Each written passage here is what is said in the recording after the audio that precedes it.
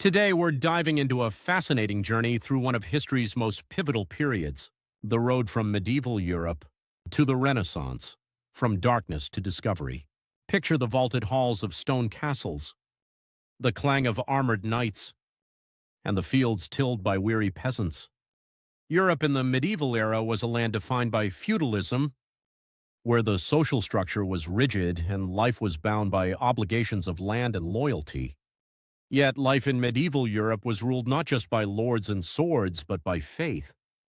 The Catholic Church was not only a spiritual guide, it was an unparalleled force of power and influence. From law to education, from birth to death, it guided the rhythms of daily life and dictated the course of kingdoms.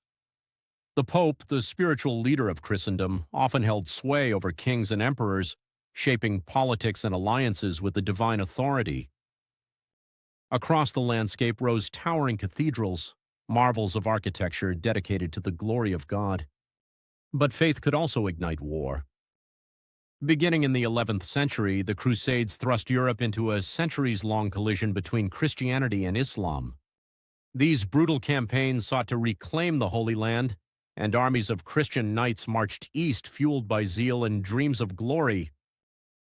The Crusades unleashed destruction across continents, but they also sparked cultural exchange, introducing Europeans to the knowledge, art, and science of the Islamic world. Then, as if the struggles of knights and kingdoms weren't enough, catastrophe struck. In the mid-14th century, the Black Death swept across Europe, claiming over a third of its population. Imagine villages deserted, streets eerily silent, fields abandoned as the specter of death touched every corner of life. It was more than just a medical plague, it was a social and spiritual reckoning. Economies crumbled, communities disintegrated, and trust in rulers and the church was shaken to its core. Chaos reigned, and the old world began to crack. But from the ashes of plague and despair, something extraordinary began to stir. A rebirth, not sudden but steady, emerging from the city-states of Italy and spreading across Europe like the dawn after a long dark night.